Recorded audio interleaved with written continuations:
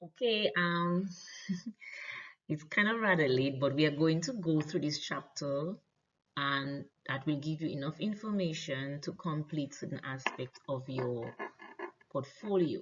So chapter 1 talks about exceptionality and special education, and it's about getting oriented to exceptionality and special education. We're going to look at the educational definition of exceptional learners, prevalence of exceptional learners, definition of special education, history and origins of special education, and effects of legislation and litigation.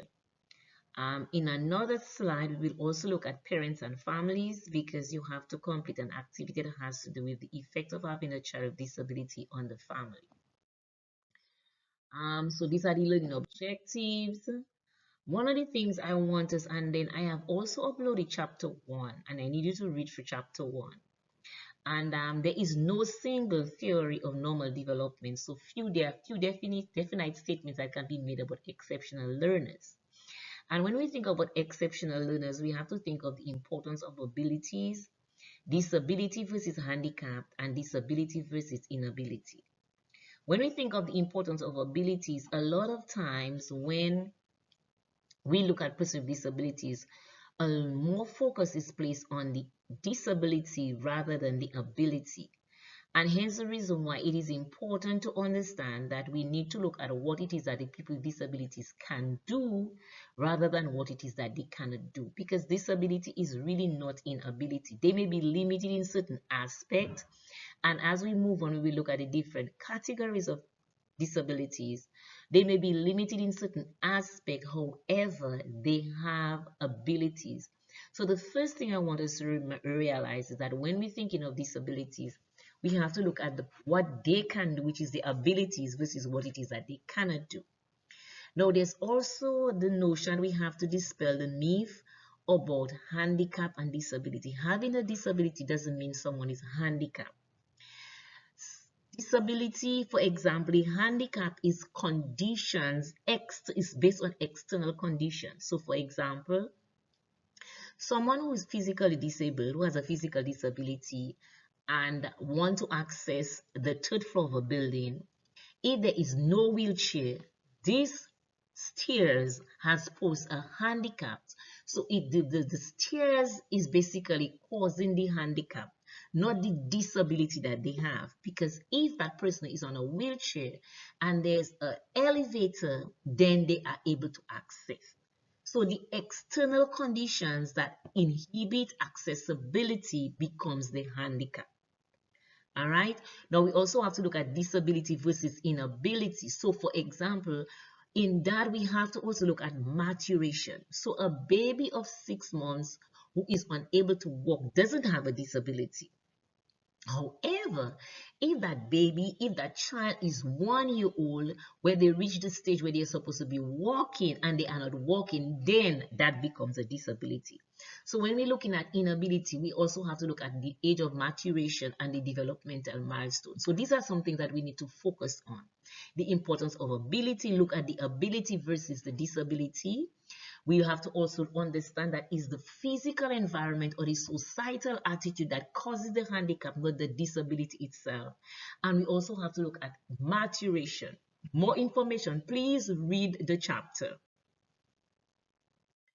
We also want to look at the educational definition of exceptional learners.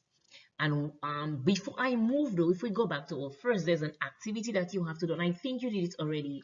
People in the popular press, where you look at persons with disabilities in the popular press, you will see that they are highlighted, and not their disabilities highlighted, but just the strengths and the abilities. Now let's look at the educational definition of exceptional learners. Exceptional learners are those who require special education if they are to reach their full potential. Now, when we talk about that, there are two important factors that we have to consider. The diversity of characteristics and the need for special education. What do I mean? We will cover that we will learn later on that there are actually 14 categories of exceptional learners based on the Individual Disability Education Act, which is a federal law for disability. every disability has its own characteristics. So which means you cannot treat every disability the same thing. So we have to look at the diverse of characteristics. Now there are some disabilities, persons with disabilities who doesn't necessarily will need special education because the disability is not going to affect the ability to learn. So when we come to look at the need for special education, when we come to look at eligibility, we will look at the different types of abilities and what do I mean by eligibility. But I'm going to give you an example. So someone on a wheelchair will not need special education. They will need special accommodation, but they're not going to need special education because their disability is not affecting the ability to learn. So when we're thinking of exceptional learners and providing services for exceptional learners, we have to realize there are two factors we have to consider: the diversity of characteristics, which means everybody with disability is not going to be receiving the same type of service, and they have different characteristics, and we will look at the different characteristics in another lesson. And also the need for special education, which means everybody with a disability doesn't necessarily mean need special education. Now, we also have to look at the prevalence of exceptional learners, and this is basically this is a report based on the United States because the material is from the United States. However, there are two things we have to look at in terms of the prevalence. There are high incidence and low incidence disabilities. So the high incident disabilities are the disabilities who are more prevalent, and the low incident disabilities are the disabilities which are less prevalent. So in Dominica, for example, we know what we've had. We have an increase in autism. So we can see there's a high prevalent rate of children with autism in Dominica. And in our school system, we have a high prevalence rate of children with learning disabilities. So, but we do not have, we have a very low incident rate of students who are hearing impaired. No, there was one time we had a high prevalent rate of students who was hearing impaired. Hence the reason why we had the school for the deaf, but that is no longer existing. All right. So most students between the ages of 6 and 21, there are children who will, these are the children who will receive special education because they have a high prevalent rate of this. So prevalence basically is the percentage of a population or a number of people having a particular disability. Okay. Now, we've been talking about special education. So what is special education?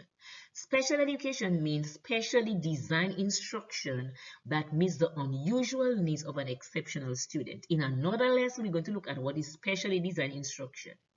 Now, they are special, they basically, so special education is specially designed instruction. It is an instruction that is designed particularly for students to meet the unusual needs of exceptional students. Now, this can come in the form of special materials. This can come in the form of structured educational environments. This can come in the form of specialized teaching techniques. This can come in the form of specialized equipment or facilities. And this can come in the form of related services. Now, if you realize previously I talked about the diverse characteristics. Special materials will not look the same for all children with disabilities. It's based on their characteristics. Structured educational environment is not going to look the same for all children with disabilities. Specialized training techniques, teaching techniques is not going to look the same.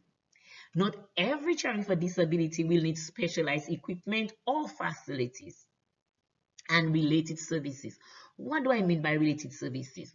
The related services are the extra services that the students with special needs will need in order to meet their full potential.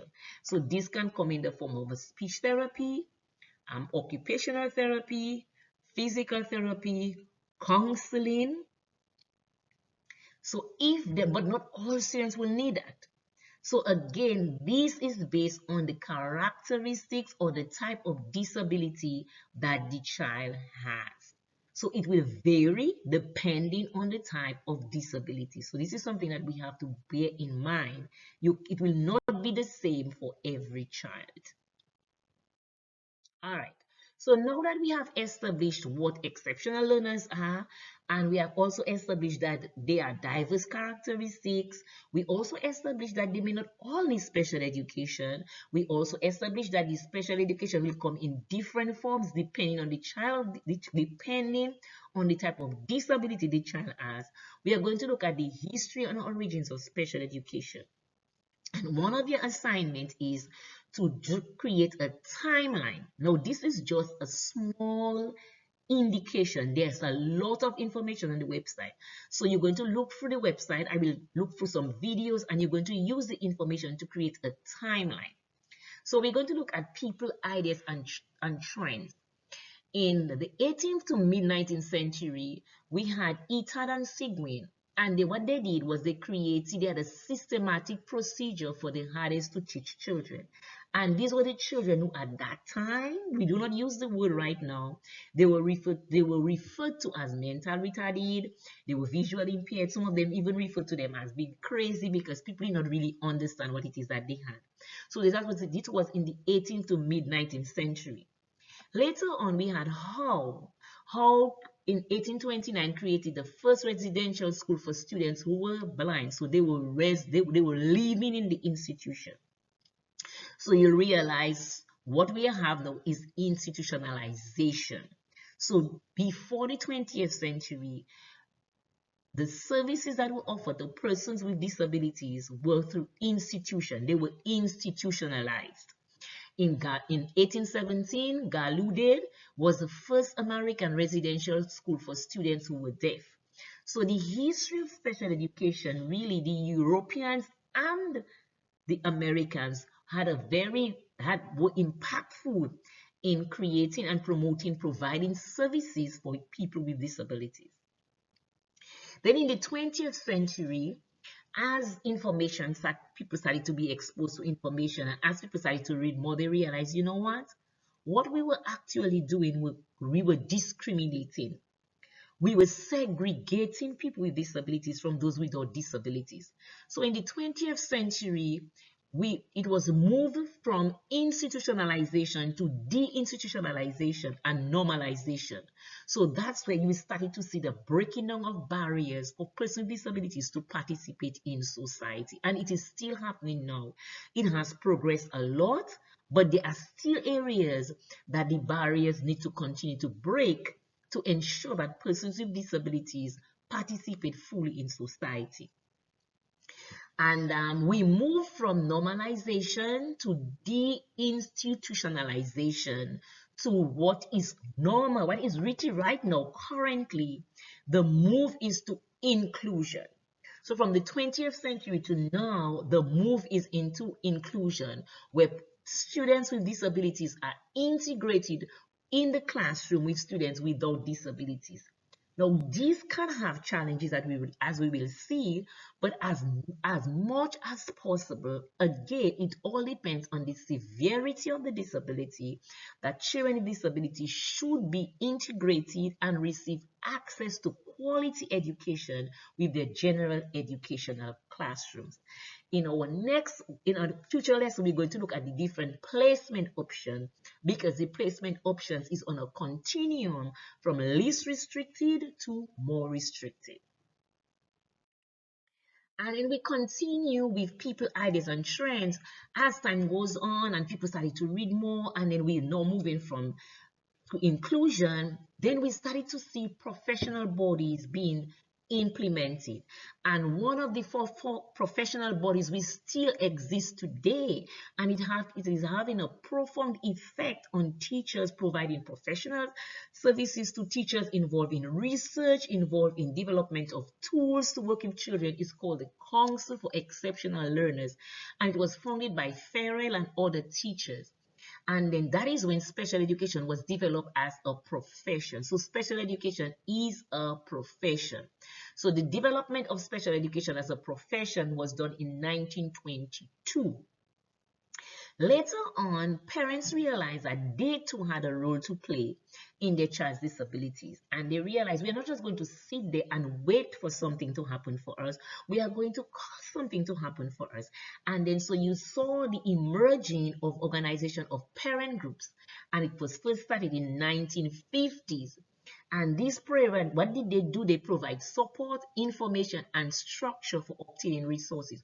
So they provide support for other parents, information, and then they also got ways of obtaining resources and services for their children with disabilities. I would advise you to read. There is more information in the chapter. And later on, we saw other organizations such as Special Olympics, Best Buddy. These organizations were involved in advocating. So they together with parents started to advocate for caring and fair treatment of individuals with disabilities. Note this is just a snapshot. So there is much more information that you can use as you develop your timeline. And your timeline is going to just be a digital representation of the critical events of the history and origins of special education. Now, as time went on and parents started to advocate for their children, and then there was a move towards inclusion, then you had laws. There were laws which were enacted to ensure that there was fair treatment of children in special education or special needs. Now there's a law which is called that law is referred to the landmark law, although it had nothing to do with children with special needs or disabilities, but it gave way to the introduction of laws, and this is called the Brown versus the Board of Education. The Brown versus the Board of Education, in a nutshell, is actually a case between Brown and the Board of Education. It was a segregation case.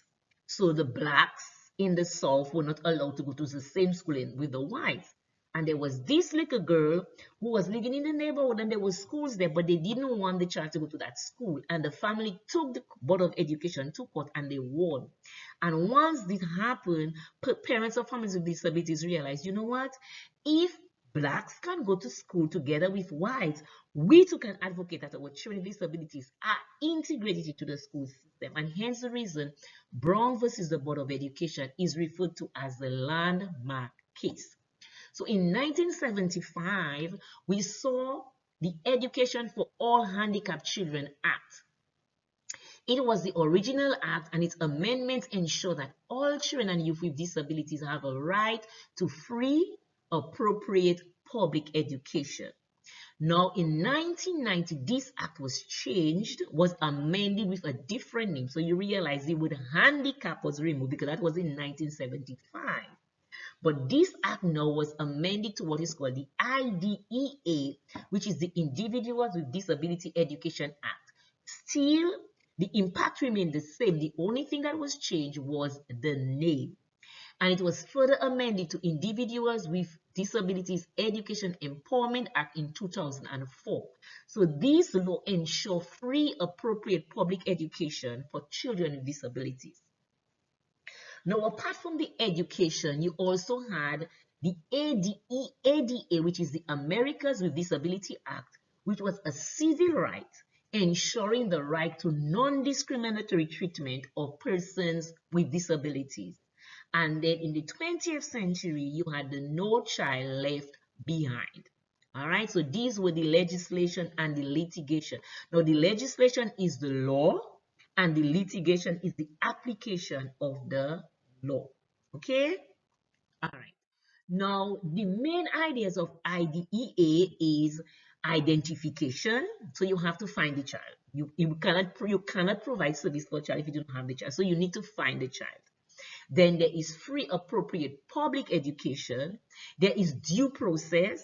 The parents have to be part of the consultation. Then there's the least restricted environment. Least restricted environment meaning that the child has to be in a learning environment that can provide quality education for that child. So least restricted environment doesn't mean to say all children with disabilities has to be in a mainstream classroom. that classroom has to ensure it enables the child to maximize their full potential. And there's the individual education plan program, which we will talk about, which is basically the program that has to be developed to guide the child's learning. There has to be non-discriminatory evaluation, which means if a child is Spanish, that child has to be evaluated in their language. It is confidential, so you cannot just share the information to anybody.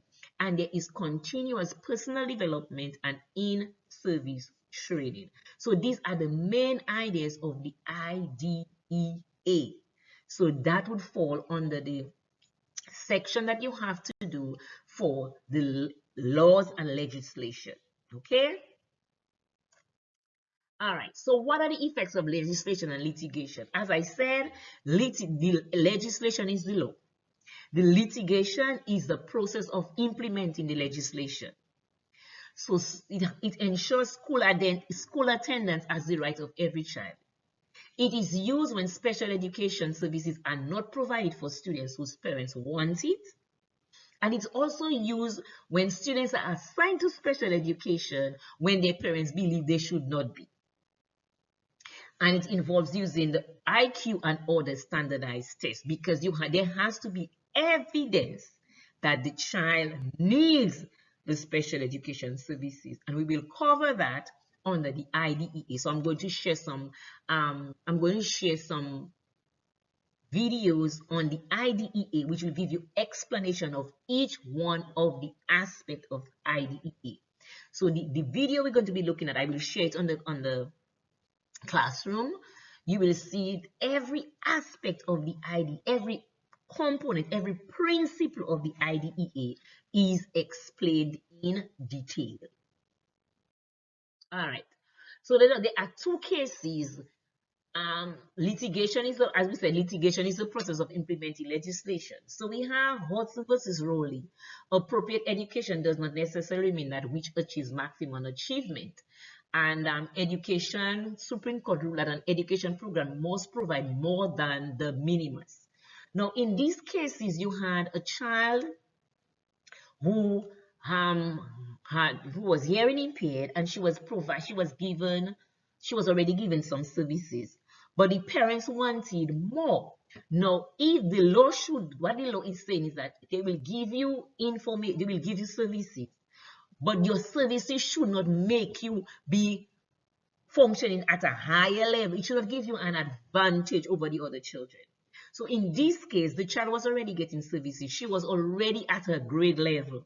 And then I cannot give you, if you're in grade 3 and you are receiving services that are allowing you to be at the grade level of grade 3, the law is saying we should not give you additional service that you are going to be functioning at a grade 5 level, which means you are at an advantage over the other children. So the service should use whatever services that you are provided for should make you at the same level with all your peers. It should not give you an advantage. All right. So in summing up, I'm going to use that just to talk about Dominica, in the sense that some countries are more ahead than us. Jamaica is ahead of us. Grenada is ahead of us. Barbados is ahead of us in Dominica. But looking at the history of special education, teachers and professionals have grown and they have become more receptive to children's special needs. Hence the reason why you are now doing the certificate of special education. And then also there have been scientific advances on causal factors. So you have scientific advances that has caused a reduction in some results. Some of them, they are even to be able to prevent some disabilities, and they have also have some advances toward cures and treatment. And there has also been scientific advances in learning and teaching. So more teachers, more schools are involved in inclusive education, assistive technology. So despite the history of special education has been controversial, but despite the controversy, One of the things we always have to remember is we always have exceptional learners. We have always have exceptional learners in our classroom.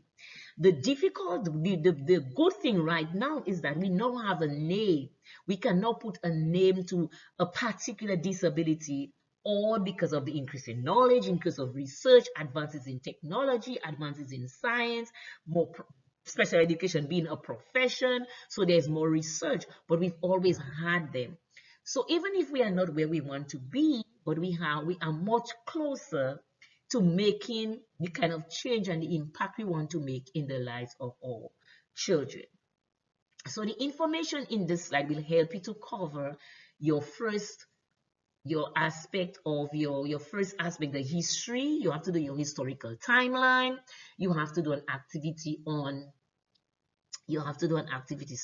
on legislation and litigation. And the next slide we are going to look at is the slide on parents and families, because parents and families play an important role in the history and origin of special education. Okay,